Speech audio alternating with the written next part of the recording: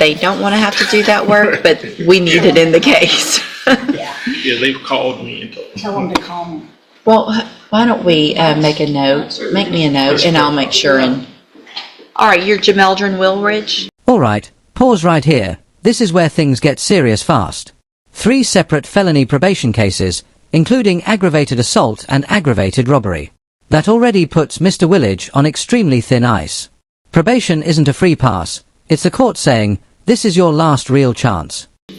Speak up. Yes, ma'am. All right, and Mr. Wilridge is on probation in 3 cases. We've got 18-2873 on probation for aggravated assault causing serious bodily injury, 18-28744 on probation for aggravated assault causing serious bodily injury, and then 18-30139 on probation for aggravated robbery. Mr. Lewis has filed a motion asking that I set bonds on Mr. Wilridge's cases.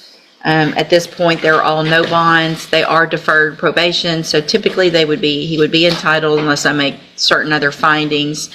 And so, Mr. Lewis, you may proceed. Yes, ma'am. Mr. Wilridge, best you can, raise your right hand. Do you swear or affirm the testimony you're going to give in this hearing will be the truth, the whole truth, and nothing but the truth? Okay, go ahead.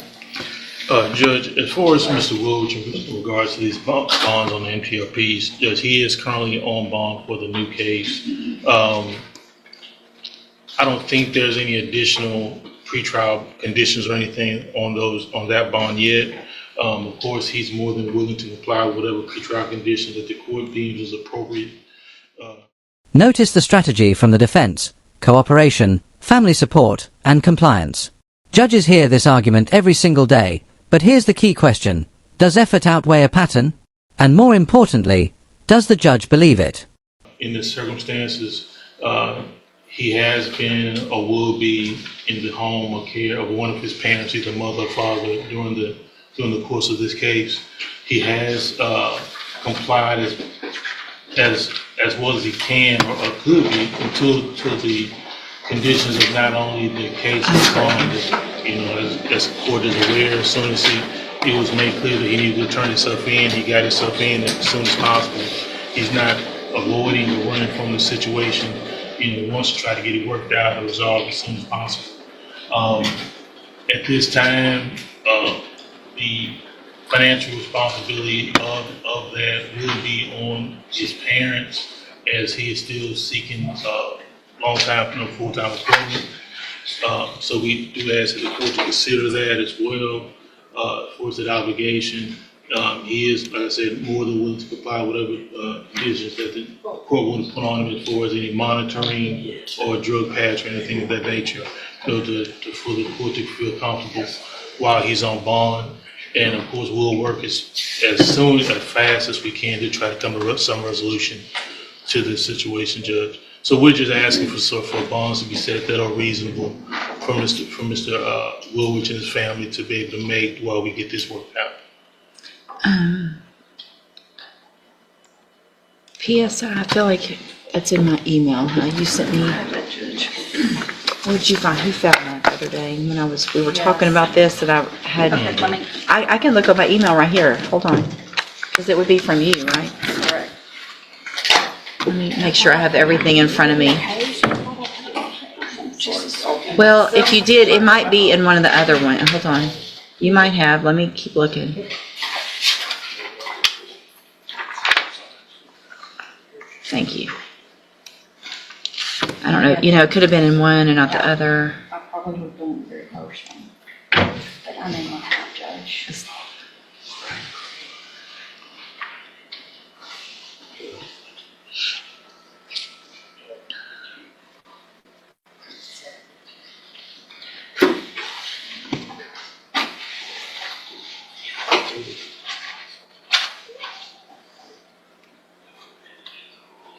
What day was that? Thursday? That we were all talking? It was Friday. Oh, did you send it to my personal, maybe? Kelly? Do you need me to go get a copy? I know I have hers. I was just going to see if mine had my notes on it from back then. but. It didn't. No, ma'am, I didn't have an old It one. didn't. So he had to send me. Okay. There were no notice ones, but I didn't have an old one. Okay, Or some other. There were multiple co-defendants in that underlying. Yes. Judge, and the court will recall from our discussion last week amongst all of us, that the age of the new case is due to it being codicil. speak up, I'm sorry. The age of the Can y'all new hold it case down, please?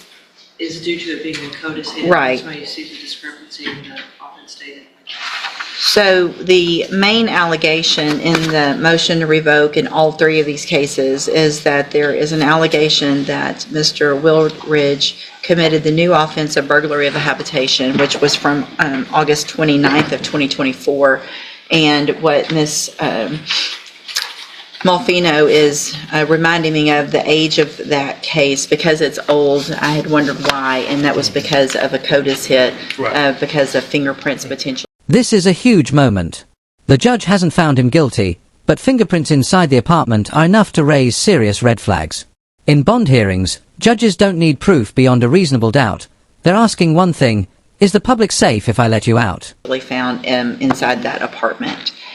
So I have, I'm taking judicial notice of the court's file. It does include that administrative hearing that the probation department sent over. As part of that, they do send what they have with regard to the new underlying offense. So I do have the report, or the investigation report, with regard to that burglary of a habitation from November of 2024.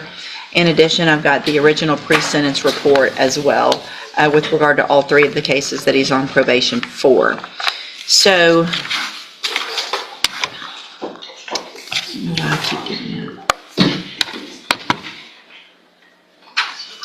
Ms. Malfino, do you have any questions of Mr. Willridge? I do not, Judge, I would just ask the court also to take notice of our conversation. Thank you for taking notice. And I appreciate, I know there's a relationship potentially, but I've got some No, I understand. some big concerns. Mr. Willridge, after he was placed on probation in 2020, had some issues in 2023 while he was on probation, and was given an opportunity to go to ISF. And that was at the end kind of 2023 is what my understanding is, which means, I don't know when you got out of ISF, but it had to be the very end of 2023, if not 2024. And then we've got this new offense alleged from August of 2024. Obviously, he hasn't been found guilty of that offense, but I've reviewed the report and the potential evidence that I've seen. I mean, the reason we got a CODIS hit is because of some fingerprints that were found inside of an apartment. And that, hold on, I was going to look at something else.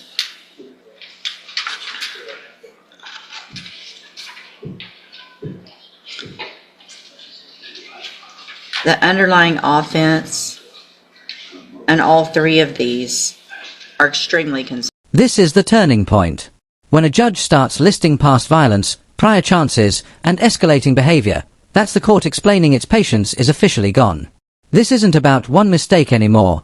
It's about a pattern. The first two from December of 2017 are at a party and you got a gun and you end up getting into some issue with people and somebody gets shot with your gun. Whether it was intentional or not, you were intentionally at the party, you had the gun, you shouldn't have. And then the next year, I guess while that's pending, there's an aggravated robbery where you and some buddies go into a house to... $100,000 bonds in 3 cases. That's not accidental. This is the judge saying, you can bond out, but only if you can prove you'll be locked down, monitored, and drug-free. GPS, house arrest, drug patch. This is probation on maximum intensity. rob someone, apparently it's the wrong apartment, but you'll still decide to rob him at gunpoint and pistol whip him. And you were given an opportunity on probation. Then you had some issues on probation, and I sent you to ISF. Then you get a new felony offense of burglary of a habitation. So, at some point, Mr. Woolridge, I've got to do what I can to keep people safe from you and your buddies and whoever else, whatever's going on, because you're not doing the right thing. And I appreciate that you have a family and your mom and your dad and people who are willing to help you, but they can only do so much if you're not going to do for yourself. And you have been a whole lot of opportunities. So based on that, because they're deferred probations, I'm going to grant the motion to set bonds in these cases, but I'm going to set bond in each case at $100,000. A condition of those bonds, if you make those bonds, are that you will be required. I need to know the address of where you will be living. It will either be with mom or dad, period. I need to know that because you will have a GPS monitoring device on that will require you also to be on house arrest at wherever that is, which means you cannot leave home except to come to court or visit with your attorney without my permission. So if you need to go to the doctor or if you need to do certain things, you're going to have to ask permission to go to those things before. Do you understand? Another condition is going to be that you would wear a drug patch at all times. And so if you make those bonds, you'll have to have a drug patch put on within 24 hours. Obviously, if it tests positive, those bonds will go back up. Or I can find that you shouldn't even be entitled to a bond and you would have a no bond. Do you understand? Yes, ma'am. Okay. All right. You can go back with the bailiff. I'll reset it for an announcement. Thank you, Judge. Good morning. Are you Mark Garcia? And will your client waive the formal reading of the indictment? He does, Judge. Mr. Garcia, in cause number 25, DCCR 0120, the state has elected to proceed on count 1 only. It alleges you committed the state jail felony offense of theft of material, aluminum, copper, bronze, or brass, from April 7th of 2024. And how do you plead to that charge? Are you pleading guilty freely and voluntarily? And are you pleading guilty because you did what they've charged you with? I have here on the tablet some documents that have your signature on them that the state has marked as exhibit number 1. Before you signed these, did you go over them with Mr. Lewis? Do you fully understand them? Answer out loud, please. Oh, yes. And do you understand, if I follow the agreement that you've made with the district attorney, that you will be waiving or giving up any right to appeal? Yes, ma'am.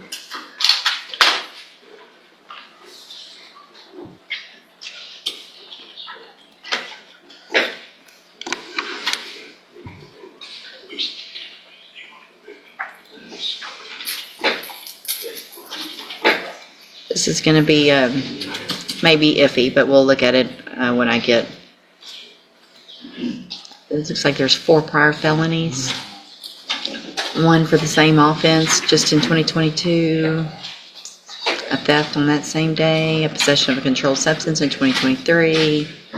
And a fraudulent use of possession of possession of identifying information 2023. So it looks like the agreement that you've reached with the district attorney is for a cap of 16 months. Is that your understanding?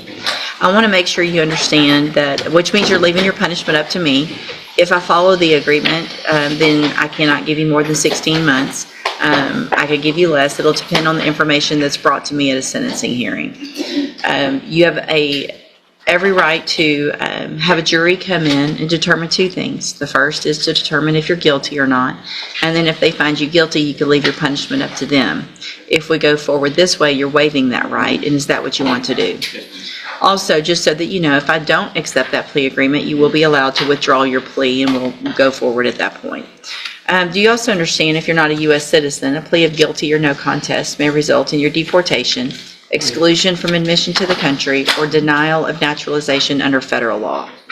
State tenders number 1. No objection, Judge. It's admitted. Is there any evidence that Mr. Garcia is not competent? No, Judge. All right, sir, I'm going to find that you entered your plea of guilty freely and voluntarily. Find that you're mentally competent and you understand the nature and the consequences of your plea. Find sufficient evidence to find you guilty. However, I'm going to reset your case so that the probation department can do a pre-sentence report.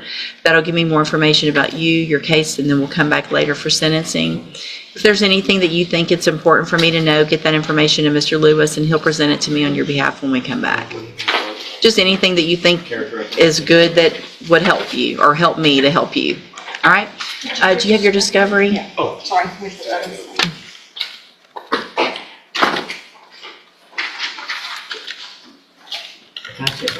Yes. I just want to apologize again for Well, let's. tardiness of last time, you know. he was a bond forfeiture judge. Oh, okay. All right. Get Ms. Malfino to sign that real quick.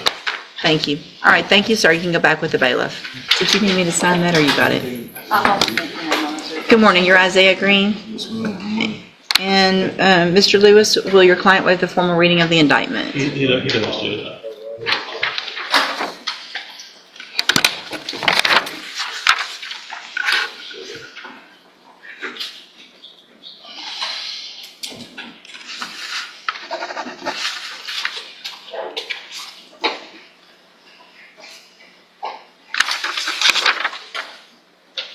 Mr. Green, in cause number 24 DCCR 1159, you're charged with the second-degree felony offense of assault on a peace officer from May 14th of 2024. And how do you plead to that charge? Are you pleading guilty freely and voluntarily? And are you pleading guilty because you actually did what they've charged you with? I have here on the tablet some documents that have your signature on them that the state has marked as exhibit number 1. Before you signed these, did you go over them with Mr. Lewis? Do you fully understand them? And do you understand if I follow the agreement that you've made with the district attorney that you will be waiving or giving up any right to appeal? And it looks like the agreement that you've reached is for a 5-year deferred probation. What about a fine? $500, Your Honor. There would be a $500 fine, and you would be required to follow all of the rules and conditions of probation. Is that your understanding? Do you also understand, if you're not a U.S. citizen, that a plea of guilty or no contest may result in your deportation, exclusion from admission to the country, or denial of naturalization under federal law? State tenders number 1. No objection, Judge. It's admitted. Is there any evidence that Mr. Green is not competent? No, Judge. All right, sir, I'm going to find that you entered your plea of guilty freely and voluntarily. Find that you're mentally competent and understand the nature and the consequences of your plea. Find sufficient evidence to find you guilty. However, I'm going to reset your case for sentencing so that we can get a pre-sentence report done. It'll give us more information about you and your case, and then we'll come back later for sentencing. What is the state's position with regard to a bond? Judge, his criminal history is mostly clean. He has one juvenile offense and then a dismissed aggravated assault as an adult. Okay. So what I'm going to do, Mr. Green, based on the nature of your, so there's some misdemeanors as part of this as well. Yes, sir. Okay. As part of the, because of the nature of your plea agreement, what I'm going to do is reduce your bond in your case to $1,000. If you make that bond, it's very important that you take care of a few things. Number 1, you go straight to the probation department and get that pre-sentence report interview done and follow through with everything that has to do with that. If you don't do that, then when you come back, you run the risk of me not accepting the plea agreement. Things could be worse. Do you understand? Also, if you're arrested for anything, if you make that bond, between the time you make it and the time we come back, obviously you run the risk of me not accepting the plea agreement. You understand that as well. And so there was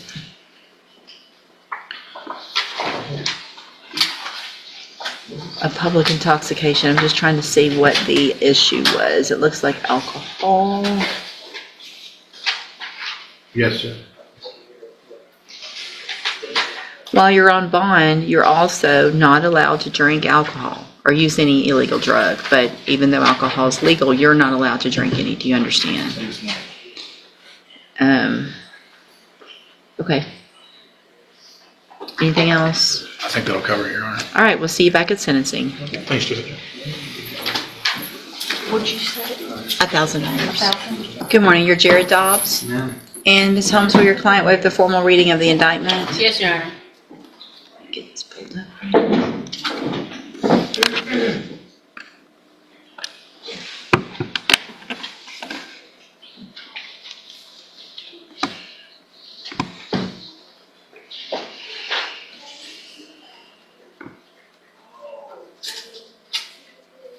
Sorry, it's taking a minute. Okay. See, Mr. Dobbs, in cause number 25, DCCR 1492, you're charged with the state jail felony offense of theft of material, copper, from June 30th of 2025.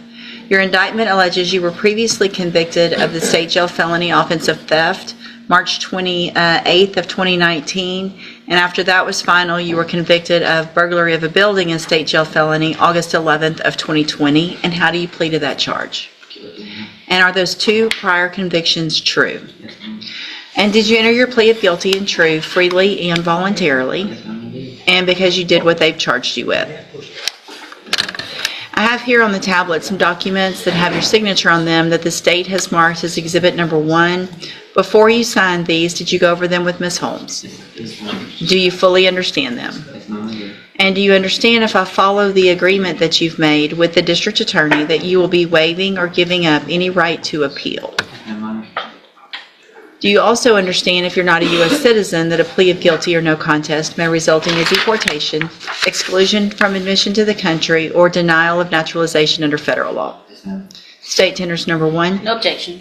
It's admitted. Is there any evidence that Mr. Dobbs is not competent? No, Your Honor. All right, sir, I'm going to find that you entered your plea of guilty freely and voluntarily, find that you're mentally competent and understand the nature and the consequences of your plea, find sufficient evidence to find you guilty, and at this time find you guilty of theft of material, find those prior offenses true, sentence you in accordance with your agreement to a term of 4 years in the institutional division of the Texas Department of Corrections. You will receive credit on that sentence for any time that you've been in custody that the law gives you the right to receive. I have handed you the trial court certification. That shows that this was an agreement that I followed, and so you waived your right to appeal. I've also handed you a written admonishment regarding your ineligibility to possess a firearm or ammunition. Because of the judgment entered against you, you're ineligible under Texas law to possess a firearm or ammunition. Possession of a firearm or ammunition could lead to charges against you. Firearm is a legal term. You should read the written admonishment I provide you to see what devices qualify as a firearm. If you have questions about the laws that make you ineligible to possess a firearm or ammunition, or about how long that lasts, you can talk with Ms. Holmes. All right? Good luck to you, sir. You can go back with the bailiff. Thank you. All right, sir. Your Jetson Bell. Yes, ma'am. This is cause numbers 25 DCCR 0108, 0109, and 0110. And Mr. Bell was set for trial over in drug court. There was a couple of issues with a video and also with obviously the jury. Have y'all been able to watch that video today? All of them, yeah. This right here is one of the riskiest choices a defendant can make. Turning down a plea when you're facing habitual offender status means gambling with decades of your life. Would you roll the dice or take the deal? All right, and is there any change with regard to any plea negotiations or anything like that? Not from our side, is that correct, Mr. Bell? Yes, sir. So you want me to put your case back on the trial docket? We'll get it tried as quickly as possible. Is that what you want, Mr. Bell? Yes, ma'am. And I do want to go back. It looks like the last plea bargain rejection was in October.